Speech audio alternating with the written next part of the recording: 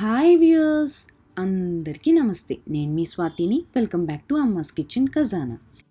ఈరోజు రెసిపీ వచ్చేసి బిరిస్టా. ఇది పర్ఫెక్ట్గా ఫ్రై చేసుకుంటే దాని యొక్క టెక్స్చర్, ఫ్లేవర్ అనేది చాలా బాగుంటుంది. అండ్ ఇది చాలా వెరైటీస్ ఆఫ్ డిషెస్లో యూస్ చేసుకోవచ్చు. For example biryani, pulao, curries, దాల్ రెసిపీస్లో యూస్ చేసుకోవచ్చు. సో ఇది మెయిన్గా మనం ఎందులో యూస్ చేస్తామంటే బిర్యానీలో యూస్ చేస్తాం. సో బిర్యానీ ఫ్లేవర్ అనేది పర్ఫెక్ట్గా రావాలి అంటే ఈ బిరిస్టా అనేది మనం పర్ఫెక్ట్గా ప్రిపేర్ చేసుకోవాలి. సో ఇది ఎలా చేసుకుంటారు, ఎలాంటి టిప్స్ అండ్ ట్రిక్స్ అనేది ఫాలో అవ్వాలి అన్నదే ఈరోజు రెసిపీ. సో తప్పకుండా స్టార్టింగ్ నుంచి ఎండింగ్ వరకు మిస్ అవ్వకుండా వీడియో చూస్తే మీకు ఎలా ఫ్రై చేయాలి అన్నది క్లియర్గా తెలుస్తుంది. ఇంకెందుకు ఆలస్యం, ఫస్ట్ ఆనియన్స్ తీసుకొని ఇక్కడ వచ్చేసి నేను 4 ఉల్లిపాయలు తీసుకున్నాను. ఈ విధంగా హాఫ్ కింద కట్ చేసుకున్నాను. దాని తర్వాత ఒక స్లైసర్ తీసుకుని ఈ విధంగా అన్నీ పొడవుగా స్లైస్ చేసుకోవాలి. ఇక్కడ వచ్చేసి అన్నీ ఒకే సైజులో ఉండాలి, అప్పుడే కరెక్ట్గా వస్తుంది అన్నమాట ఫ్రై చేసుకునేటప్పుడు.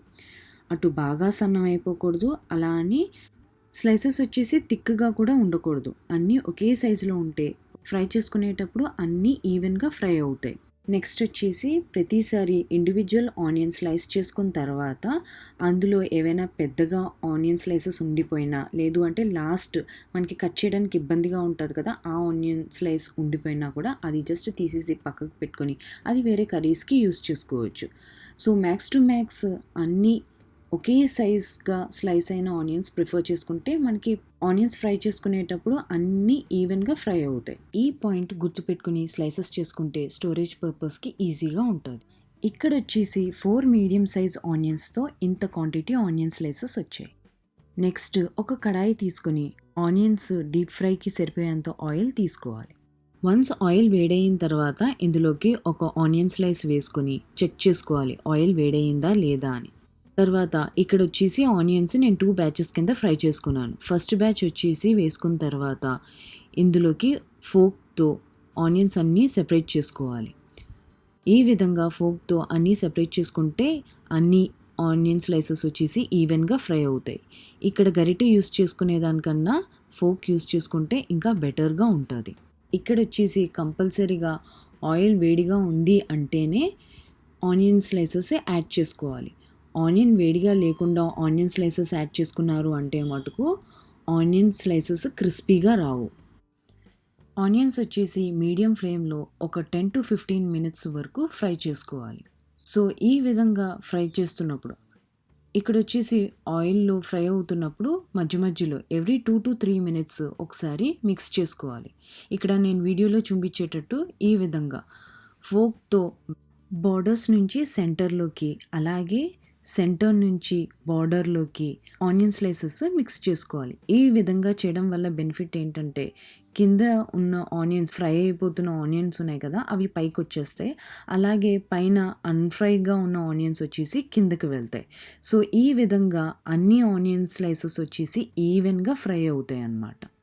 ఆనియన్స్ వచ్చేసి కంప్లీట్గా ఫ్రై అవ్వడానికి టోటల్ 10 to 15 మినిట్స్ పడుతుంది.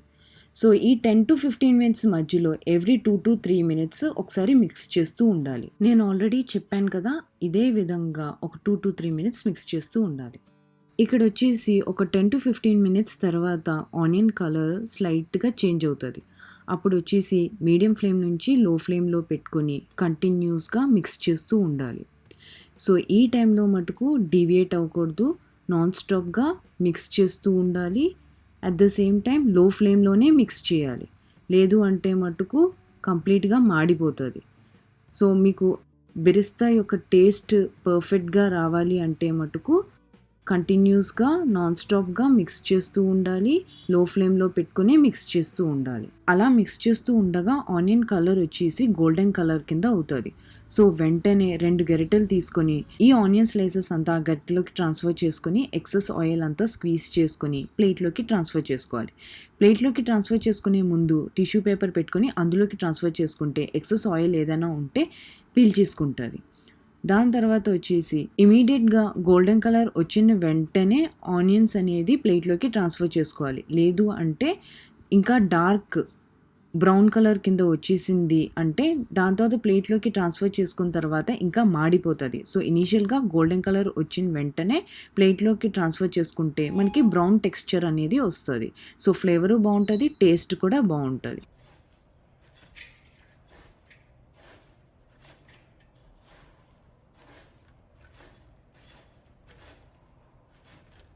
ఇది వచ్చేసి ఒక 15 మినిట్స్ పక్కకు తీసి పెట్టుకుంటే ఈ టెక్స్చర్ వచ్చేస్తుంది. చల్లారిన తర్వాత ఒక ఎయిర్ టైట్ కంటైనర్లోకి ఇది ట్రాన్స్ఫర్ చేసుకుంటే ఎన్ని రోజులకైనా ప్రిజర్వ్ చేసుకోవచ్చు. ఇలాంటి ఒక గాజు సీసాలోకి వేసుకొని ప్రిజర్వ్ చేసుకుంటే ఎన్ని రోజులకైనా యూస్ చేసుకోవచ్చు.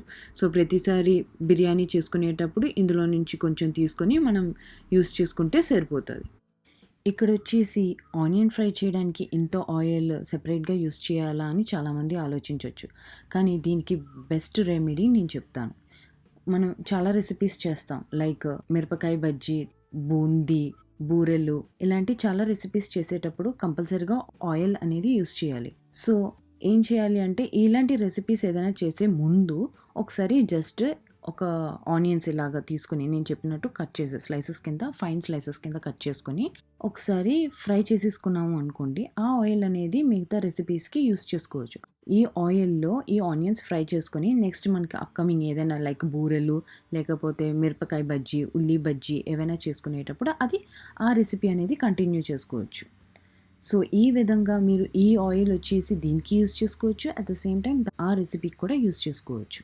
సెపరేట్గా బిర్యానీ చేసేటప్పుడు ఆనియన్స్ మళ్ళీ ఫ్రై చేసుకోవాల్సిన అవసరం లేదు. సో ఆల్రెడీ మనం ఆనియన్స్ ఫ్రై చేసుకుని పెట్టుకున్నాం కదా, సో అవి ప్రిజర్వ్ చేసుకుంటే మనకి ఎప్పుడు బిర్యానీ చేసినా కూడా ఇన్స్టెంట్గా యూస్ చేసేసుకోవచ్చు.